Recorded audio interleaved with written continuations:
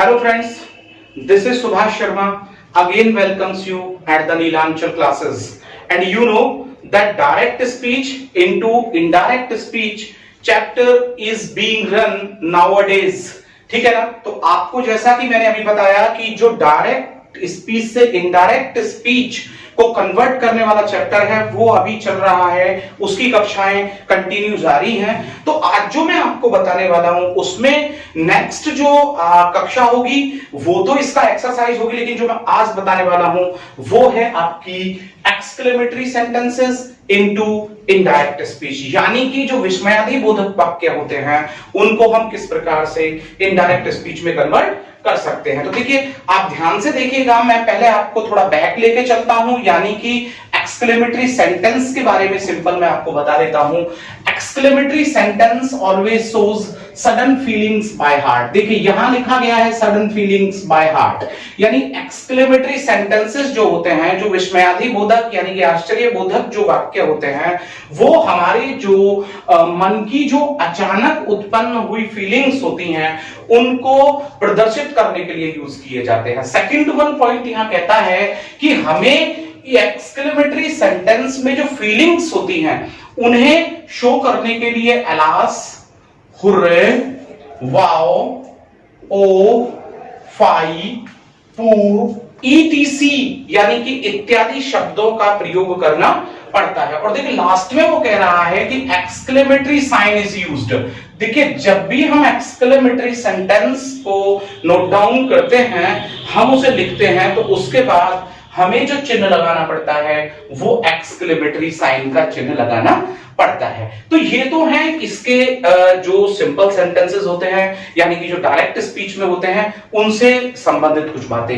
अब यहां पर बातें जो है वो ये है कि हमने इसको किस में परिवर्तित करना है, इनडायरेक्ट स्पीच में हमको परिवर्तित करना है। तो फिर इसमें हम देरी नहीं करेंगे और हम लिखते हैं यहां पर how to convert, how to change. ठीक है ना? अब कैसे चेंज करें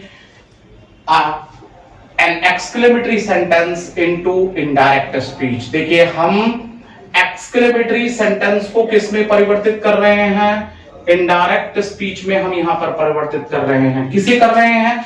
जो हमारे एक्सक्लेमेटरी सेंटेंसेस होते हैं उसे इनडायरेक्ट स्पीच में चेंज करना हम यहां पर सीखने जा रहे हैं। तो देखिए यहां पर पहले मैं आपको बता देना चाहता हूं और ध्यान से समझिएगा। यहां फर्स्ट में कह देता हूं कि जो हमारा एलास होता है या हमारा हुर्रे होता है या हमारा फाई होता है, ठीक है, जितने भी हमारे इस प्रकार की सडन फीलिंग्स होती हैं हम उन्हें एक्सक्लेम्ड विद में चेंज करते हैं। किसमें करते हैं?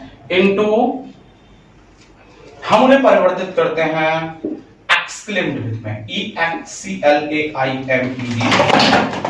एक्सक्लेम्ड विद में हम उसको परिवर्तित करते हैं। और एक्सक्लेम्ड विद में जब हम उसको परिवर्तित करते हैं तो एक्सक्लेम्ड विद में किस प्रकार से हम उसे परिवर्तित करेंगे? सपोज कीजिए कि एलास दिया है और एलास का मतलब दुख होता है, तो एक्सक्लेम्ड विद सॉरो हो जाएगा। ठीक है, एक्सक्लेम्ड विद सॉरो, यानी कि एलास को हम सॉरो में।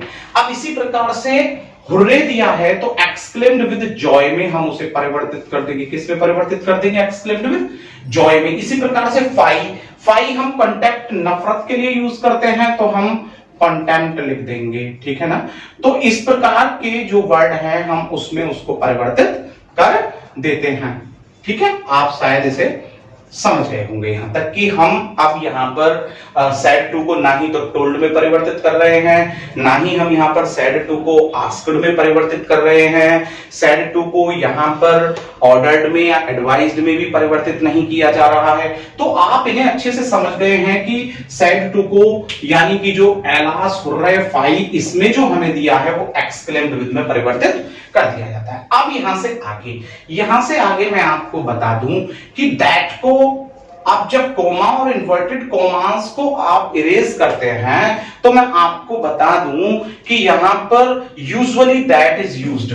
देखिए यूजुअली मैं आपको लिख रहा हूं, usually that is used as conjunction, that is used as a conjunction. Used as conjunction. तो अगर हम कंजक्शन की बात करते हैं, समुच्चय बोधक अव्यय की बात करते हैं, संयोजक की हम बात करते हैं, तो हम क्या लेकर के आते हैं सामान्य रूप में, वहां पर दैट का जो प्रयोग है वो हम वहां पर करते हैं। तो आप पुनः इनको देख सकते हैं इससे पहले कि हम एग्जांपल यहां पर देना शुरू करें कि हम किस किस प्रकार से इसको चेंज करते हैं। ठीक है, अब हम यहां से आगे एग्जांपल्स की ओर चलते हैं, और जब हम यहां से आगे एग्जांपल्स की ओर चलते हैं तो एग्जांपल्स को आपको बड़े ध्यानपूर्वक समझना है, क्योंकि अगर एक्सक्लेमेटरी से हमारे कोई भी प्रश्न जो है वो हमारे कॉम्पिटिटिव एग्जाम में आ जाता है तो वो कहीं ना कहीं हमको कंफ्यूज कर देता है, इसलिए आप इसे समझने की कोशिश करें। देखिए, मैं इसमें एग्जांपल देता हूं और एग्जांपल नंबर 1 में यहां पर लिखता हूं, और यहां पर लिखता हूं कि माय ब्रदर सैड, देखिए अभी मैंने लिखा यहां पर माय ब्रदर सैड, ठीक है, और वो कहता है कि हुर्रा हुर्रा, और इसी के तुरंत बाद ही हमको यहां पर एक्सक्लेमेटरी साइन लगाना पड़ेगा, तो हुर्रा, और यहां पर वो बोलता है I have won the prize, I have won the prize, यानी कि मैंने जो प्राइज है वो जीत लिया है। तो यहां पर एक्सक्लेमेशन साइन है, तो हम समझ गए कि एक्सक्लेमेटरी साइन है, ठीक है ना। तो अब हम यहां से इसे देखें कि किस प्रकार से हम इसे इनडायरेक्ट स्पीच में परिवर्तित करेंगे। तो हम यहां पर बोलेंगे कि माय ब्रदर, अब देखिए मेरे भाई की जो सडन फीलिंग्स है प्राइज लेने के बाद वो किसकी हैं, वो खुशी की हैं, और जब वो खुशी की फीलिंग्स हैं तो आप उसे समझने की कोशिश कीजिएगा कि कैसे हम समझे। तो माय ब्रदर ने जो एक्सप्रेस किया है एक्सक्लेम्ड, माय ब्रदर एक्सक्लेम्ड, और एक्सक्लेम्ड भी किया है, आश्चर्य किसके साथ किया है, इस हुर्रे के, और हुर्रे को जब हम लेकर के जाएंगे तो एक्सक्लेम्ड विद जॉय, और इसे हटाने के लिए कॉमा और इन्वर्टेड को क्या लगाना पड़ेगा, दैट। अब आई जो यहां पर दिया है ये फर्स्ट पर्सन है आपका, तो किसके अकॉर्डिंग बदलेगा, माय ब्रदर के, तो यहां पर क्या हो जाएगा ही, और ही के साथ जब हैव दिया है तो ही हैड, और क्या हो जाएगा, won the prize, he had won the prize. थोड़ा ध्यान दीजिएगा कि क्यों आया यहां पर ये हैड, क्यों आया, क्योंकि यहां पर हैव दिया गया है, प्रेजेंट परफेक्ट को हम किस में ले जाते हैं, पास्ट परफेक्ट में ले जाते हैं। तो आप इसको बहुत अच्छे से समझ गए होंगे एग्जांपल को। चलिए हम इसी पर ही एग्जांपल नंबर 2 देख लेते हैं, और एग्जांपल नंबर 2 यहां पर कहता है कि दे सैड, उन्होंने कहा। अब उन्होंने क्या कहा है उस पे हम देखते हैं यहां पर, और उन्होंने कहा है अलास। अब देखिए चूंकि ये सडन फीलिंग्स बाय हार्ट है तो हम इसके तुरंत बाद ही क्या लेकर के आएंगे, यहीं पर ही हम एक्सक्लेमेटरी साइन लाएंगे अलास, और यहां पर इसको हम उल्टा कर दें और हम बोले कि we have lost the game. हमने क्या किया है कि जो हम गेम खेल रहे थे उसको हमने क्या कर दिया है, उसको लॉस कर दिया है। तो जब हम इसको इनडायरेक्ट स्पीच में लाएंगे तो हमने क्या करना पड़ेगा, हमने यहां बताना पड़ेगा कि दे एक्सक्लेम्ड। अब उन्होंने जो आश्चर्य किया है, दे एक्सक्लेम्ड, अब जरा देखिएगा, दे एक्सक्लेम्ड। अब एक्सक्लेम किसमें किया उन्होंने, एलास आ रहा है, तो they exclaimed with sorrow, sorrow means दुख के साथ, उन्होंने एक्सक्लेम किया है सॉरो के साथ, दैट। अब वी यहां पर फर्स्ट पर्सन है तो फर्स्ट पर्सन किसके अकॉर्डिंग बदलेगा, सब्जेक्ट के, और जब सब्जेक्ट में यहां दे दिया है तो क्या लेकर के आएंगे, दे, और हैव का क्या हो जाएगा, had, they had lost the game. तो आप शायद इसे बहुत अच्छे से समझ गए होंगे कि किस प्रकार से हमने इन दोनों ही वाक्यों को हमने किस में परिवर्तित किया है, एक्सक्लेमेटरी इनडायरेक्ट स्पीच में। अब हम यहां से आगे बढ़ते हैं और देखते हैं कि जो नेक्स्ट है वो हमारे जो एग्जांपल्स हैं वो यहां पर क्या कहते हैं, ठीक है ना। तो देखिए यहां पर हम नंबर 3 और नंबर 4 की बात करेंगे फिर से, तो आप ध्यानपूर्वक इसे देखिएगा। तो आप समझ पा रहे हैं कि मैंने कहा कि जब भी एक्सक्लेमेटरी सेंटेंसेस को आप परिवर्तित करते हैं, किसमें परिवर्तित करते हैं, इनडायरेक्ट स्पीच में, तो एक तो एक्सक्लेमेटरी साइन नहीं आता है, वहां पर फुल स्टॉप आता है। दूसरा, जो भी हमारी फीलिंग्स होती हैं वो एक्सक्लेम्ड विद के साथ ऐड कर दी जाती हैं, exclaimed with Joy, exclaimed with sorrow, इस तरीके से उन्हें परिवर्तित कर दिया जाता है। तो चलिए हम नेक्स्ट एग्जांपल की ओर चलते हैं, कोशिश करते हैं कि आप इसे अच्छे से समझेंगे। तो देखिए मैं यहां पर जो वाक्य लिख रहा हूं, अब मैं एक विश वाला वाक्य यहां पर लिख देता हूं और मैं यहां पर लिखता हूं कि सीमा सैड। सीमा ने कहा है, जरा ध्यान दीजिएगा इस इनडायरेक्ट स्पीच पर। सीमा ने कहा कि if I were a bird, जरा ध्यान दें, इफ आई वर चलिए बटरफ्लाई कर देते हैं, बटरफ्लाई, जरा यहां पर गौर दीजिएगा। तो यहां पर सीमा ने कहा है कि काश मैं बटरफ्लाई होती, तो इसमें एक्सक्लेमेटरी साइन जो है वो कहां जाएगा, बाद में ही तो जाएगा। तो जब बाद में जाएगा तो अब हम इसे देखेंगे, यहां पर तो उसने इच्छा जाहिर की है ना अपनी, तो यहां पर सीधा है कि जब आप इसे इनडायरेक्ट स्पीच में लेकर के चलेंगे तो यहां पर क्या करेंगे, सीमा और सैड को किस में बदल देंगे, सीमा विस्ड। अब सीमा ने इच्छा जाहिर की, सीमा ने इच्छा जाहिर की। अब दैट हम यहां पर ले आए हैं, आई किसके अकॉर्डिंग बदलेगा, सीमा के, और सीमा के अकॉर्डिंग जब उसको प्रोनाउन में सीमा को बदलेंगे तो क्या हो जाएगा, सी हो जाएगा। सीमा विस्ड दैट सी, और वर्ब को हम किस में ले जाते हैं, वुड बी में, इसको पास्ट करेंगे तो would be a butterfly, would be a butterfly. तो दोबारा से ध्यान दीजिएगा, यहां पर ये वर है और जहां पर भी हम इच्छा जाहिर करते हैं तो वहां पर चाहे सब्जेक्ट सिंगुलर हो चाहे सब्जेक्ट प्लूरल हो, वहां पर हमको वर का ही इस्तेमाल करना होता है। और किस प्रकार से करना होता है, अगर कोई वाक्य बोलता है कि काश वह प्रधानमंत्री होता, तो हमें बोलना होगा कि if he were a prime minister. अगर वो बोलता है कि काश मैं प्रधानमंत्री होता, तो उसके साथ भी if I were a prime minister. तो यहां पर अब हम इसके बाद भी नेक्स्ट एग्जांपल यहां पर जो है वो देखते हैं, और देखते हैं कि इस एग्जांपल में हमने जो नंबर 4 है वो हमारा क्या कह रहा है। यहां पर देखिए नंबर 4 यहां कह रहा है कि किसान है, ठीक है ना। तो किसान के बारे में मैं यहां पर एक एग्जांपल दे देता हूं, क्योंकि द फार्मर सबसे ज्यादा पीड़ित रहने वाला व्यक्ति है भारत में। तो द फार्मर सेड, अब द फार्मर सेड की हम बात कर रहे हैं तो वहां पर बात हो रही है एलास। एलास का मतलब दुख के साथ वो कह रहा है, और वो क्या कह रहा है, I have ruined, I have ruined, यानी कि मैं बर्बाद हो गया हूं, ठीक है ना। इससे मतलब है रूइंड का मतलब बर्बाद हो जाना। तो अब जब हम इस वाक्य को इनडायरेक्ट स्पीच में लेकर के चलते हैं, और ये हमें बता रहा है एलास के साथ आया, तो ये एक्सक्लेमेटरी सेंटेंस है। अब एक्सक्लेमेटरी सेंटेंस है और वो भी डायरेक्ट स्पीच है, तो इनडायरेक्ट में करेंगे हम इसे कि द फार्मर सेड, क्या करें, द फार्मर सेड, और इसे हम क्या करें अभी को हटाने के लिए, exclaimed with, EXCLAIMED, exclaimed with. अब चूंकि यहां पर एलास आया है तो आप क्या करेंगे, तो सौरो करेंगे ना, एक्सक्लेम्ड विद सौरो, और आगे इन्हें हटाने के लिए क्या करेंगे, उसने एक्सक्लेम किया सौरो के साथ की, और आई यहां पर फर्स्ट पर्सन है, तो फर्स्ट पर्सन है तो किसके अकॉर्डिंग चेंज होगा, सब्जेक्ट के अकॉर्डिंग। और जब द फार्मर को यहां पर प्रोनाउन के रूप में लाएंगे तो क्या हो जाएगा, ही, और हैव का क्या लगा देंगे, हैड, और हैड के साथ भी हम एक्शन थर्ड का ही इस्तेमाल करते हैं। यानी कि जब प्रेजेंट परफेक्ट को पास्ट परफेक्ट में लेकर के जाते हैं तो हमें वहां पर हेड के साथ एक्शन थर्ड का प्रयोग करना पड़ता है। चलिए अब आप इसको यहां समझ गए होंगे, तो इसके बाद हम एक एग्जांपल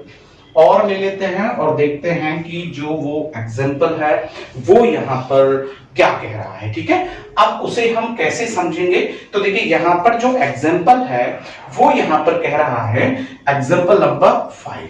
यदि हम एग्जांपल नंबर 5 की बात करते हैं तो इसमें हम देख लें कि द कमांडर, देखिए कमांडर, ठीक है ना, द कमांडर, और कमांडर ने कहा है, द कमांडर सेड। अब कमांडर ने क्या कहा है, कमांडर ने यहां पर कहा है वेल डन सोल्जर्स, यानी कि आपने बहुत अच्छा किया है सिपाहियों, वेल डन सोल्जर्स, ठीक है, गौर दीजिएगा, ठीक है।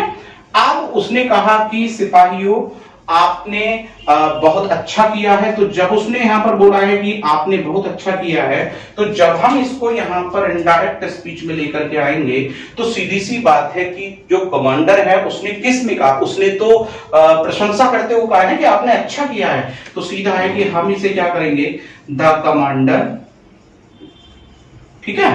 और द कमांडर, अब कमांडर यहां पर सैड दिखाई दे रहा है, तो उसने वो एक्सक्लेम्ड किया है, एक्सक्लेम्ड किया है, और वो भी किसने में किया है, एक्सक्लेम्ड किया है, और with praise, with praise, with praise. अब क्या, दैट अब सोल्जर्स को अगर हम यहां पर लेकर के आए तो सोल्जर्स को देखें तो दैट दे, और इसमें हैड क्यों आया, हैड डन वेल। आप थोड़ा इसको आप समझिएगा, यहां फुल स्टॉप आ गया। कमांडर ने एक्सक्लेम्ड किया है विद प्रेज कि दे किसके लिए आया है, यहां पर सोल्जर्स के लिए।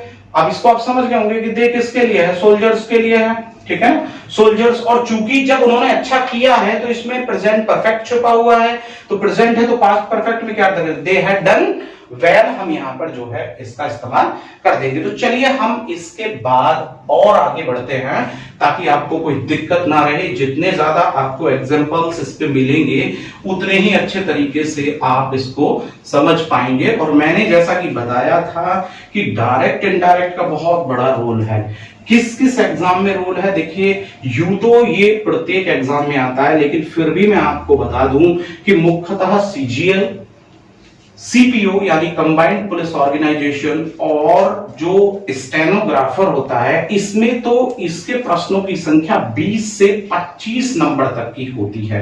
और अन्य जो एग्जाम होते हैं, चाहे एयरफोर्स हो, चाहे यूपी टेट हो, सी टेट हो, इनमें भी इससे 1 या 2 नंबर हमें प्राप्त हो जाते हैं। तो इसलिए हम इसके और ज्यादा एग्जाम्पल देना चाहते हैं। और चलिए हम शुरू करते हैं। तो यहां से आगे जब हम इस पे एग्जांपल लेते हैं तो देखिए यहां पर कह रहा है कि Naresh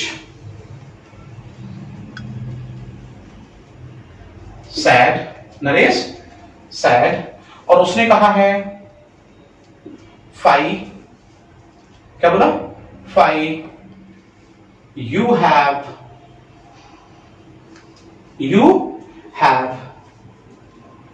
done the worst thing, ठीक है, या जॉब। ओके, अब देखिए यहां पर ध्यान दीजिए, फाइल यानी कि एक घृणा के रूप में उसने कहा है, फाइल यानी कि शर्म की बात होती है। तो नरेश ने कहा है कि भाई आपने जो है एक सही काम नहीं किया है। तो यहां पर हम क्या करेंगे, नरेश, और उसे क्या करेंगे, एक्सक्लेम्ड, नरेश एक्सक्लेम्ड, और किसके साथ, with contempt, with contempt that. अब यू यहां पर सेकंड पर्सन है, तो हम उसे या तो फर्स्ट पर्सन यहां पर माने, सेड टू मी, या हम सेड टू देम माने। तो जब हम यहां पर मान रहे हैं नरेश सेड टू मी मान ले, नरेश सेड टू देम मान ले, तो Naresh exclaimed with contempt that. अब या तो यहां पर आ जाएगा that I had done the worst thing। देखिए ऑप्शन पर डिपेंड करता है एग्जाम में, I had done the worst thing या जॉब, ठीक है ना, ये आप समझ लीजिएगा, ठीक है। अब इसको थोड़ा और देखिए, विद कंटेम्प्ट।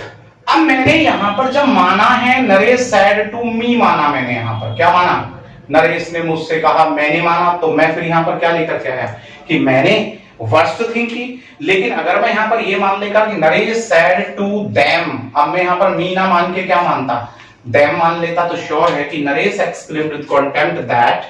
फिर यहां पर जब देम माना तो देम के अकॉर्डिंग यहां पर क्या हो जाता, दे हो जाता। तो आई किसके अकॉर्डिंग होता कि जब मैं यहां पर टू मी मानता हूं, और देम के अकॉर्डिंग मुझे यहां क्या मानना पड़ता, दे मानना पड़ता। तो आप इस एग्जांपल को भी अच्छे से यहां पर समझ गए होंगे। मैं फिर से आगे एक और एग्जांपल जो है वो आपके लिए लिखने जा रहा हूं, और यहां पर कह रहा है कि कविता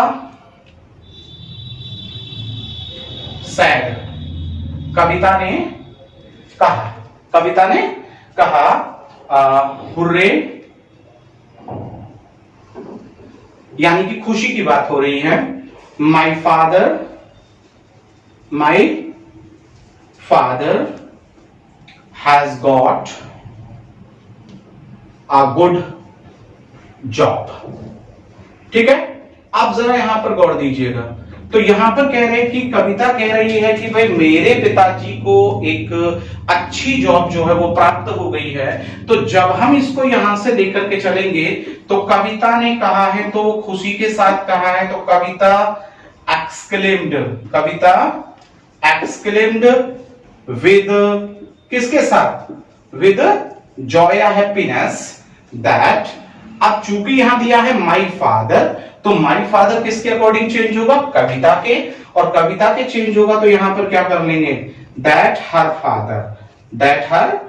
फादर, क्योंकि फादर तो कॉमन है तो कॉमन रहेगा, लेकिन माई किसके अकॉर्डिंग बदला, कविता के, मेरे पिता तो उसके पिता वहां पर माने जाएंगे हर फादर, और हैज का क्या कर देंगे, had got a good job. तो आप यहां पर इस एग्जाम्पल को भी अच्छे से समझ गए होंगे। मुझे लगता है कि आपको कोई भी दिक्कत इस एग्जाम्पल में नहीं आई होगी। चलिए और अभी हम एक और एग्जाम्पल यहां पर देख लेते हैं, और यहां पर हम व्हाट से एक वाक्य देख लेते हैं, क्योंकि मैं बता दूं कि जब भी हम एक्सक्लेमेटरी सेंटेंसेस में व्हाट या हाउ से, यानी कि कितना, व्हाट या हाउ से तात्पर्य वहां कितना होता है, और इनसे कोई भी वाक्य हम शुरू करते हैं तो जो एक्सक्लेमेटरी जो साइन होता है वो बिल्कुल लास्ट में जाता है, जबकि हम हुर्रे, एलास, फाई, पू, ओ, इनसे यदि कोई हम वाक्य एक्सक्लेमेटरी के रूप में शुरू करते हैं तो इन वर्ड के तुरंत बाद ही हमको एक्सक्लेमेटरी साइन का प्रयोग करना